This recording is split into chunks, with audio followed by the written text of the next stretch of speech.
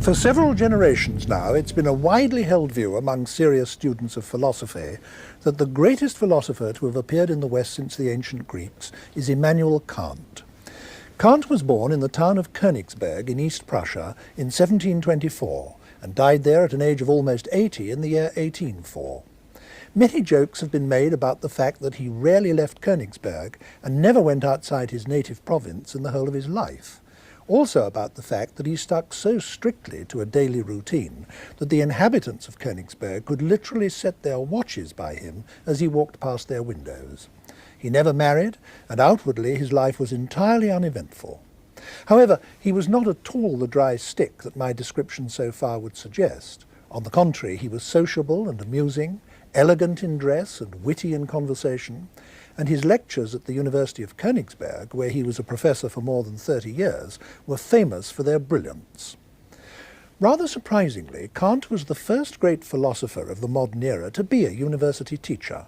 Descartes, Spinoza, Leibniz, Locke, Berkeley, Hume, Rousseau, none of these were academics, nor were most of the major philosophers in the century after Kant, the 19th century.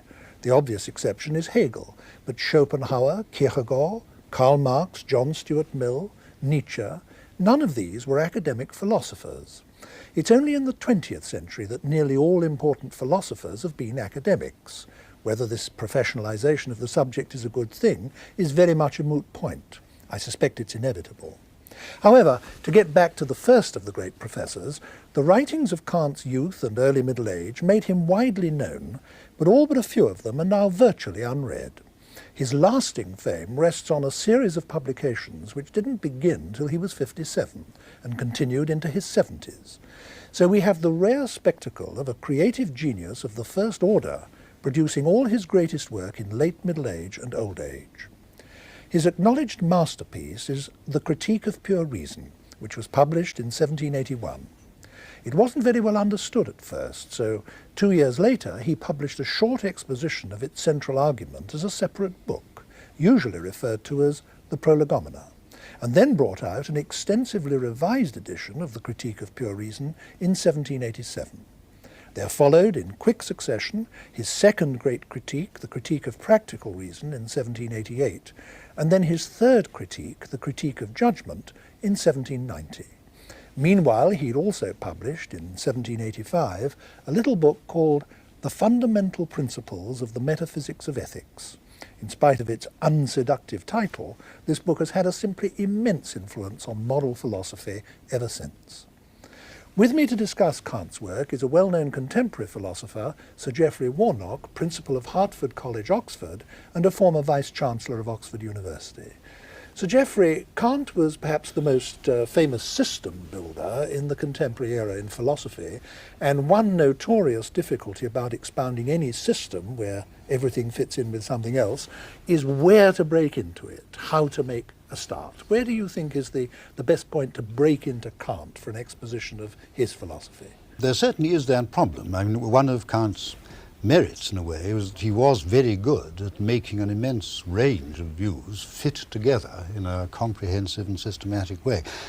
But if we are embarking on the discussion, I think it is important not to start off in too technical a way. I mean, he's sometimes represented as conducting a sort of refereeing job between the merits and demerits of rationalism and empiricism, for example, or discussing how there can be synthetic necessary truths. But I think one ought to go rather further back to what the much wider and simpler concern was that really generated these other problems.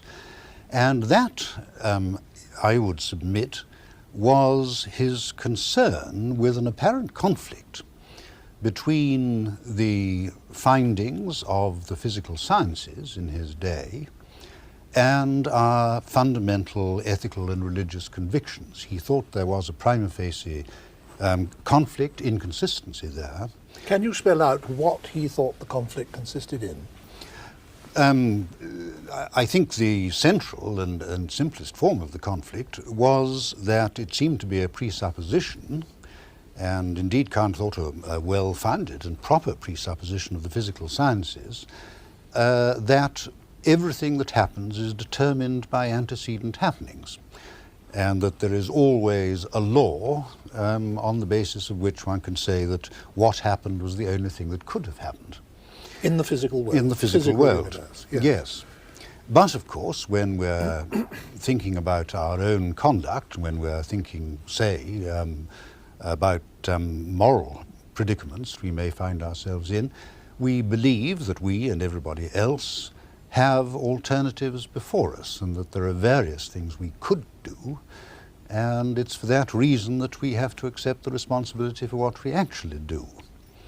That was one thing, and he thought that that was prima facie contradicted by a presupposition of physical science. In other words, how in a universe in which the motions of all matter are governed by Newtonian laws, can there be free will? Scientific laws, can there be free will? Yes. That was... Yes. Yes. He was also concerned with the question how a god would fit in to an essentially mechanical and physically determined universe. Mm. He wasn't the first philosopher, even the first major philosopher, to see these problems, was he? No, certainly not. They'd been really quite a preoccupation of philosophers all through the 18th century. I mean, ever since the sort of great leap forward, so to speak, in the physical sciences at the end of the 17th century. Among the empiricists, for example, Berkeley had been preoccupied with this sort of problem, and among those in Kant's own tradition, conspicuously Leibniz. No, he certainly wasn't the first. Why was he so deeply dissatisfied, as he obviously was, with what his predecessors had done about this problem?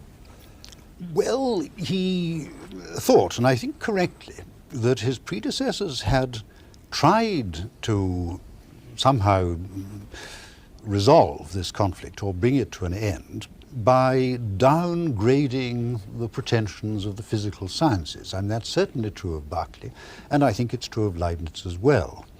And to somehow present them as inferior and not having a claim to be an equal contestant with metaphysical doctrine and argument. And for one thing, I think Kant thought that the record showed that that was not the right way to proceed, because on the one hand, the physical sciences seemed to proceed smoothly and progressively from triumph to triumph, with everybody agreeing what had been established and what hadn't.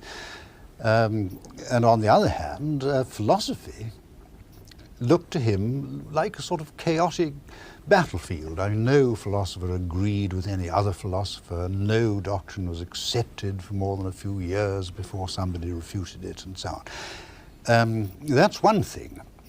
But then he also thought, and I think this is more important, that Hume in particular had raised serious doubts about the credentials of philosophy as a sort of possible intellectual enterprise at all.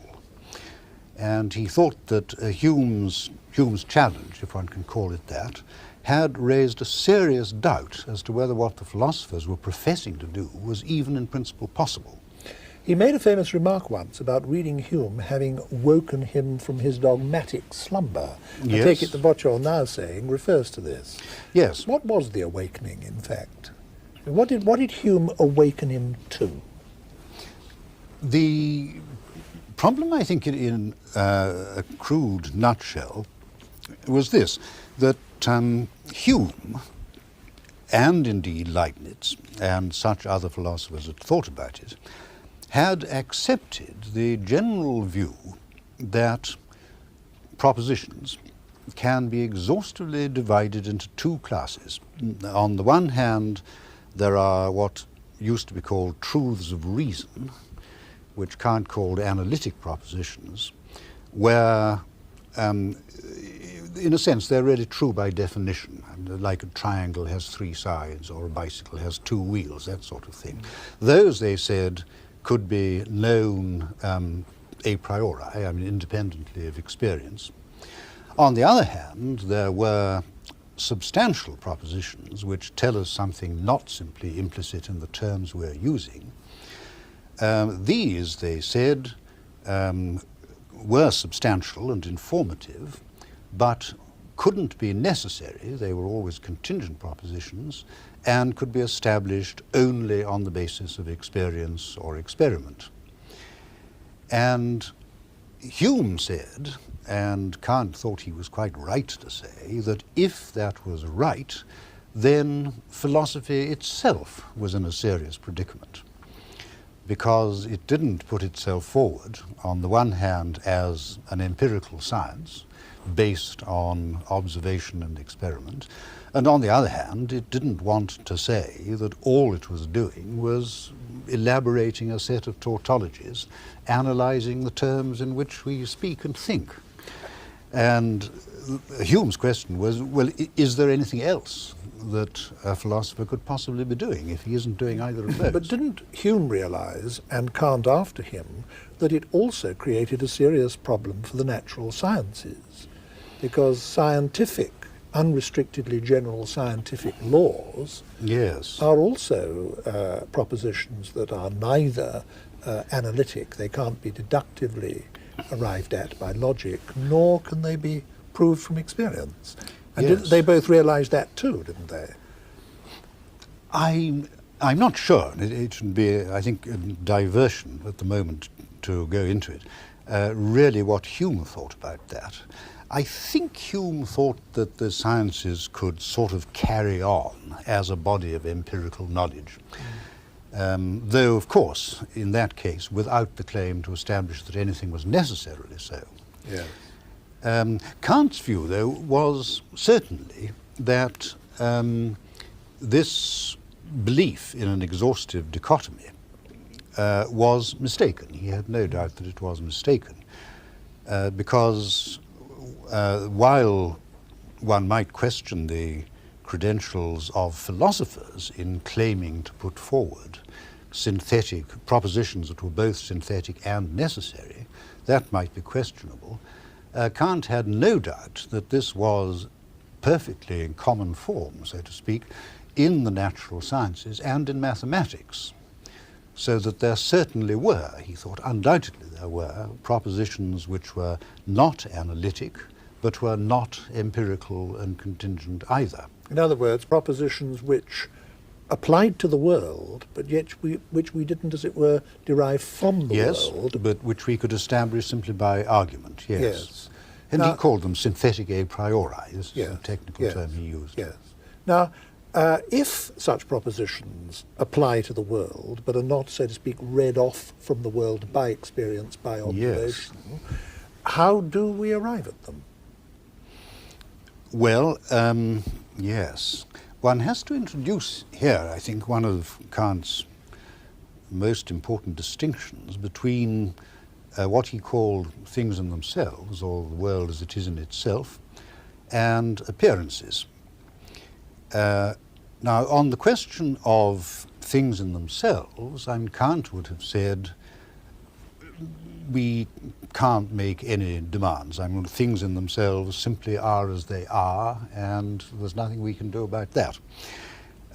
But if you move to the topic of the world as we experience it, as it presents itself to us as an object of experience, to the world of what he called appearances, then he said it's a different matter. Because there are certain conditions, he claimed, which any world must satisfy if it is to be a possible object of experience at all. For us? For, well, us and other people, I think, yes, too. Yes. He thought it a crucial fact that the world is a common object of experience to an indefinite array of subjects of experience.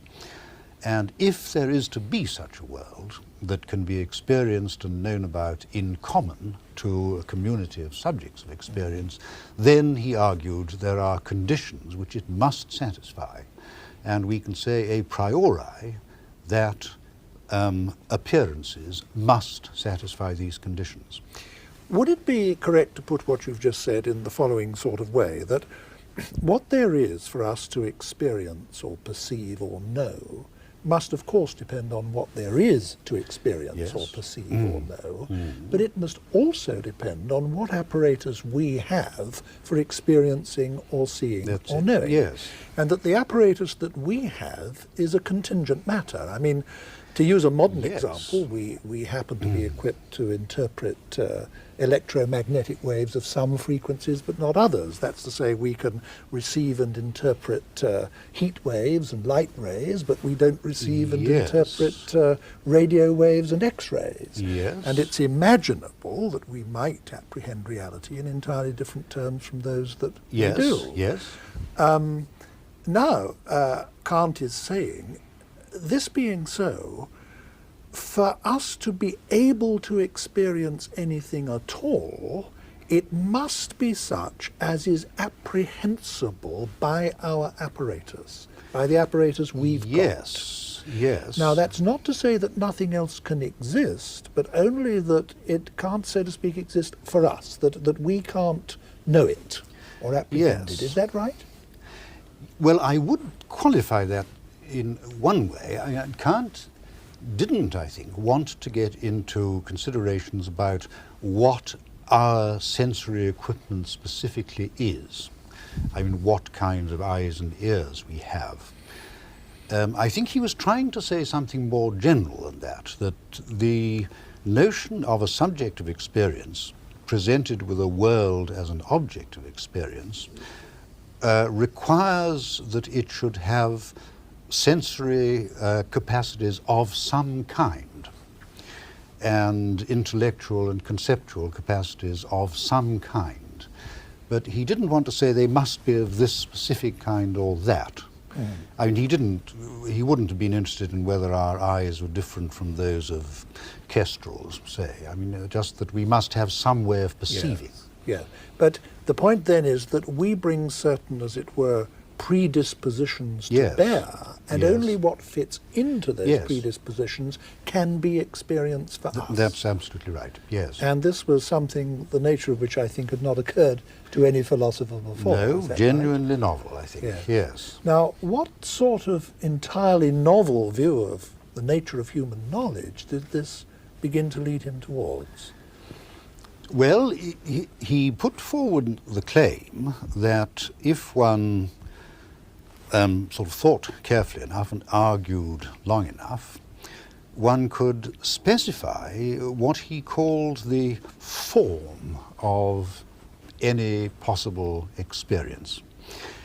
This he gave the name of this the metaphysic of nature, or sometimes the metaphysic of experience to this enterprise. What he called the matter, that was a contingent matter, and there might be this or that actually happening. But he thought one could spell out and think out what the form, as he called it, of any possible experience must be. And this would be a body of doctrine that would tell you something about the world, of course, because it's telling you what its essential form is, but telling you something necessary that couldn't be otherwise. And for this, and because there are such propositions, that was why Hume and others of his predecessors were wrong in analysing all possible propositions into either analytic, which would be true or Yes. false by nature of the terms used, and synthetic, or a posteriori, which were true or false according to observation Absolutely. and experience. Yes. We've now got a third kind. Yes. Yes. Now, can you give us an example or two of concepts or propositions which are of this sort? Well, putting it in the most general terms, they divide into two broad classes. First of all, Kant tried to deal with what he called the form of sensibility or perception. And he thought that here one could spell out and work out the fundamental character of space and time. He thought these were imposed upon our experience by the nature of our sensibility. I want to stop you there, because I think this is a very hard idea for people to grasp, to whom it's new. Yes. He was saying that space and time don't characterize things as they are in themselves. Yes, indeed. But are inescapable modes of experience for us. That's right. That we can only experience things in these dimensions. Yes. But independently of our experience, these dimensions can't be said to exist. That's certainly right. And he would say, if somebody said, well, what about the creation as it is in itself? What kind of spatial and temporal order does it display? Kant would say, not a discussable topic. And all we can talk about is that world which is an object of experience to us, the world as it appears. And he thought that here, it's very arguable whether he was right to have this thought, but he thought that in thus bringing in space and time as forms of sensibility, he was in effect bringing in geometry and arithmetic, amazingly, rather odd claim, but he thought that geometry and arithmetic dealt with forms of sensibility and were bodies of synthetic a priori truth for that reason. Given that he says that there are propositions of this special kind which apply to the world but are not derived from experience. Yes. Could I, sorry, Yes. could I just intervene? Yes. I was going to say that his synthetic a priori proposition divided into two broad classes. We've only dealt with one of them, Yes. of course. Yes. If I could just very Right. briefly bring in the second. Right. He thought that there are also what he called forms of the understanding, in a sense forms of thought. And I suppose the fundamental principles which he tried to show were conditions of the possibility of understanding would be, first of all, the principle of universal causal determinism, which he thought was one of them, and then rather unplausibly, he also tries to show that Newton's law of the conservation of matter states a condition of the possibility of experience too. Now, in order to arrive at the sort of total picture that we're beginning to build up, let me just recapitulate up to this point, that Kant is saying that because all of our knowledge and experience comes to us through our sensory and mental apparatus, it all comes to us in forms which are sense-dependent and mind-dependent. Yes. And that we have no direct access to things as they are in themselves, independently of all possible experience. Now, given that the modes of apprehension that we have are whatever they are, possible experience must, as it were, fit in with them to be able to be experience for us at all. Absolutely. And part of his project as a philosopher, therefore, was to carry out a large-scale investigation into what the nature of these forms was. Yes. And if that investigation is successful and complete, it will tell us what the limits of all possible knowledge is. Yes. Is that right? Yes. Yes. And that anything that's outside that is just simply unknowable to us. Yes. Yes. Now, the implications of this are absolutely radical, not only for what is included, but for what is left out, aren't they? That's certainly true and fundamentally true. And I find it hard to believe that it wasn't, so to speak, something of a disappointment to Kant that this is the position he got himself into, because one gets the impression from the way he embarks on his inquiries that he would like to build a sort of firm foundation for theological speculation about God and the soul and metaphysical speculation about the cosmos. Whereas what he actually finishes up doing is saying that there can be no such foundations, because all we can establish foundations for is the notion of possible experience and what can be an object of possible experience. And if you try to go beyond that, if you try to raise questions about how the cosmos should be characterized quite independently of any possible experience, or if you try to talk about God and the soul, then your enterprise must collapse and be in principle vacuous, Kant is saying, certainly.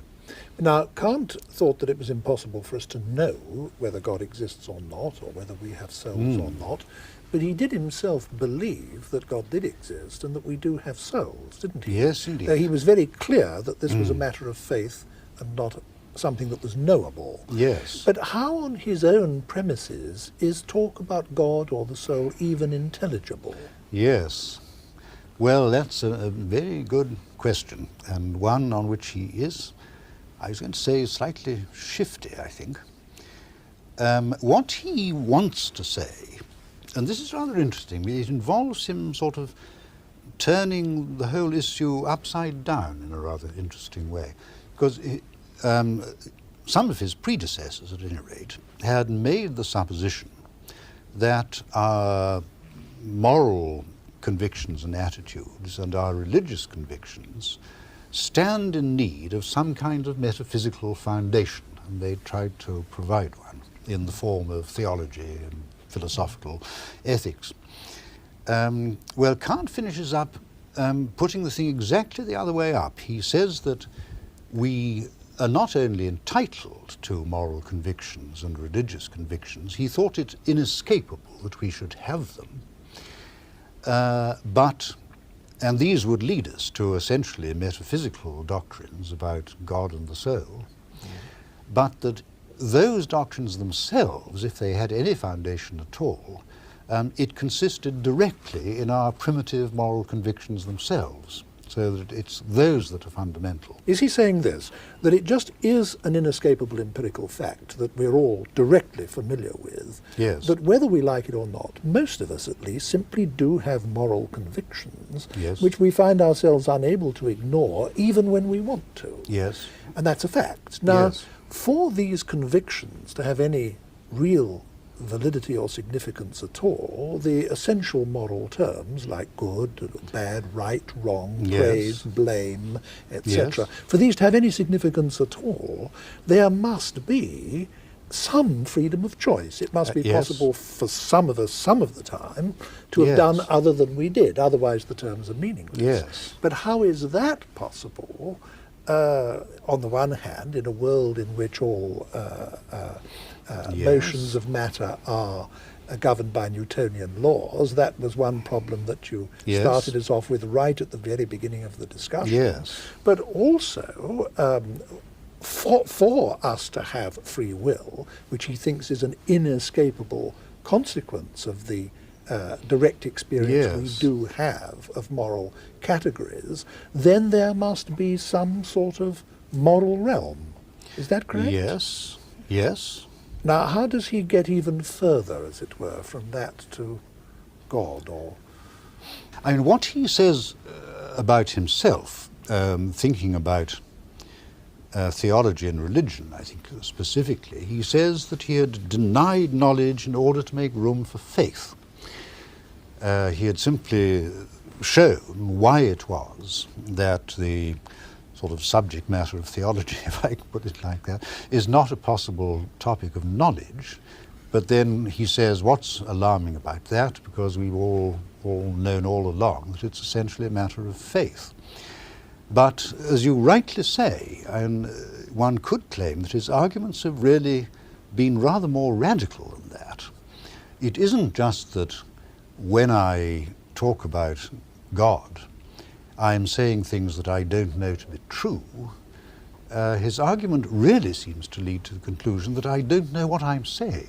Yes. What I'm saying doesn't really mean anything. That is but he was very reluctant to draw that conclusion. yeah. What he tries to say is, all I've done is to show that it's not a matter of knowledge or proof. Yes. And his point on that issue, I suppose, is this, that whereas it's superstitious to rest on faith over a question which can actually be decided Exactly. one way or the Exactly. other, if the question can't be decided one way or the other, it's not irrational to have belief on one side. Absolutely.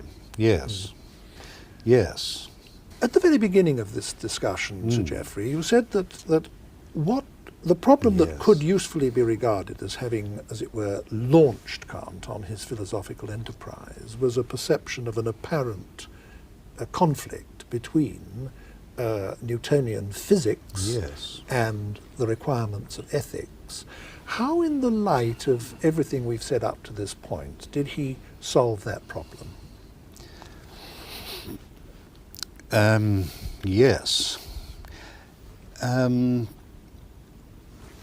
To really quite minimal extent, I think. And I think this was something of which he was himself perfectly aware. What he would claim is that by making clear the distinction between the world as an appearance, as an object of experience, and the world of things in themselves, he is in a position to say there is the world of appearances, and the physical sciences in principle give us the whole truth about that. And he believed that they did. He had no doubt that Newton had got it absolutely right, and that a physicist's description of the world as an object of possible experience was correct and could be exhaustive.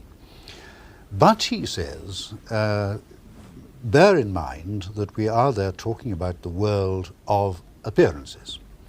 There is also the topic of things in themselves, and there is room, so to speak, there for other sorts of concepts altogether, of free will, of rational agency, right and wrong, good and bad, the soul.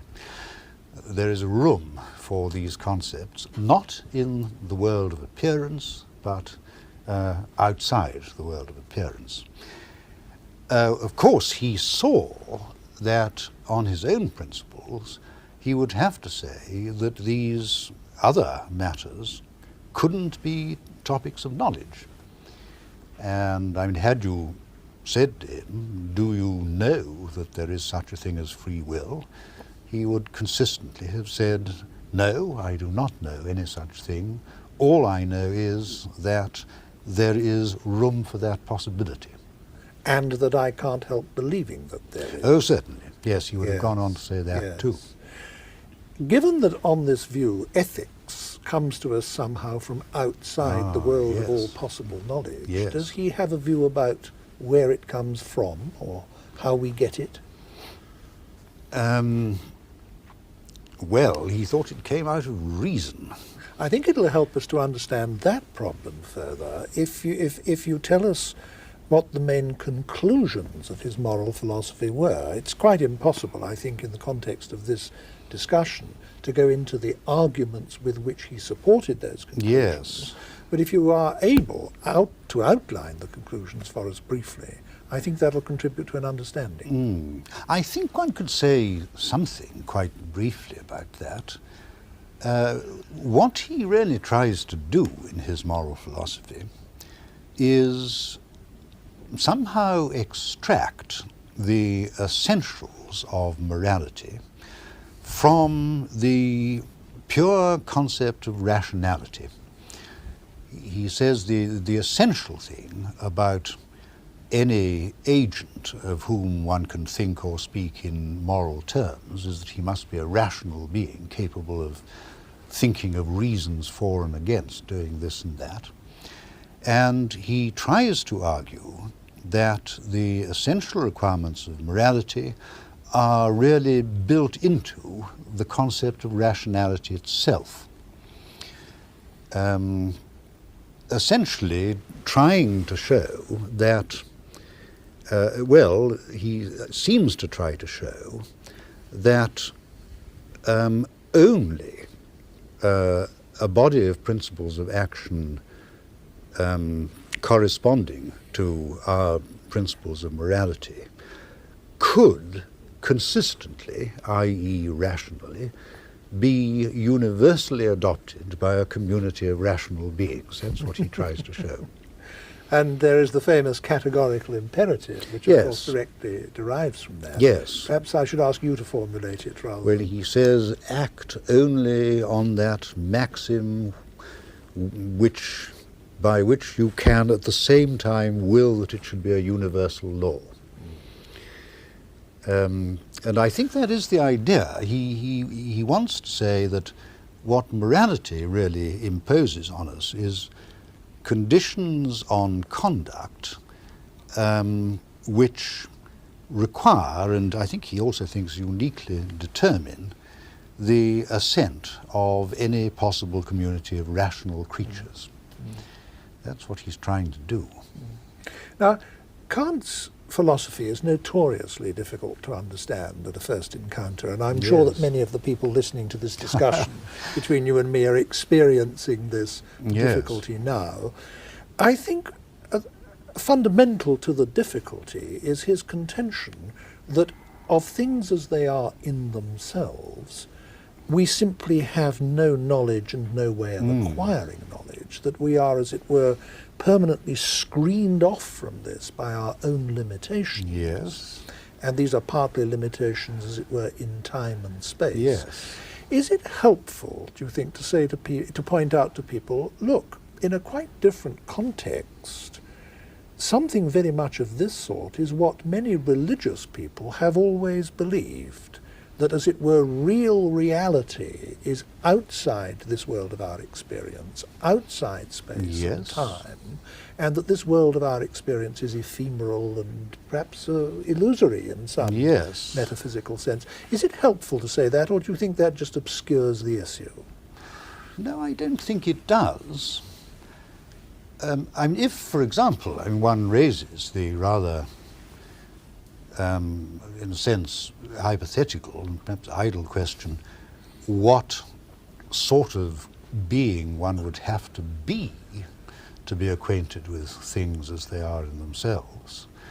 The only possible answer you can get out of Kant is that you'd have to be God, in fact. That's to say, you would be acquainted with things in some timeless way and without any kind of spatial limitations, and with no particular sensory limitations on the mode of your acquaintance. And I'm not thinking in English or French or any other particular language. Your acquaintance with the universe would be not subject to any of these limitations. And if you say, well, and what would I have to be like that? The only answer is I'd have to be God.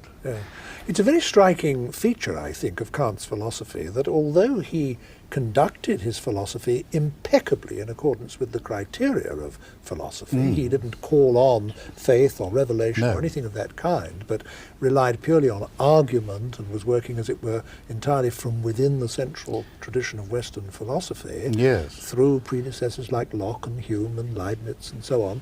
Nevertheless, he does arrive at conclusions which are strikingly capable of cohabiting with religious belief.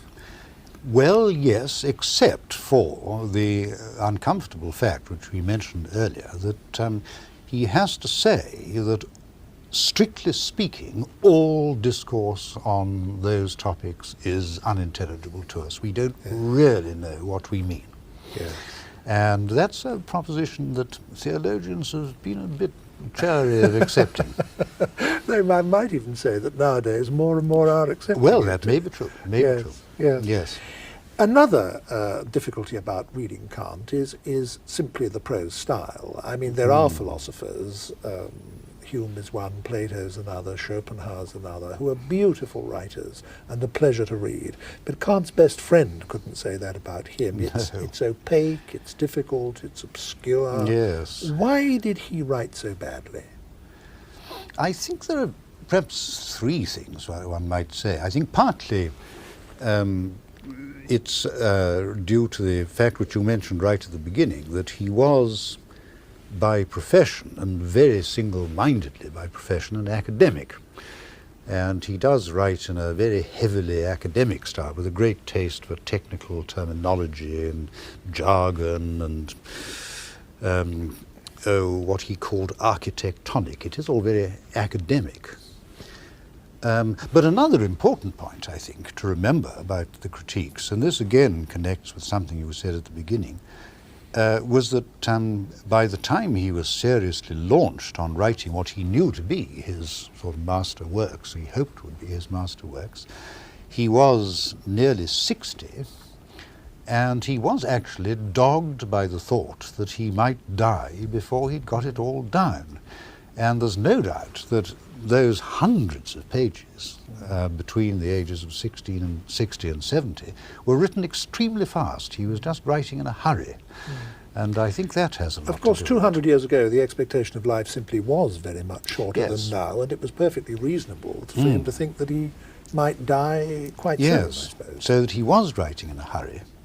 Another point that, slightly less obvious one, is that he was, and still by that date, somewhat unusually, writing in German, which had at that date barely become accepted as a sort of decent language for academic and learned use.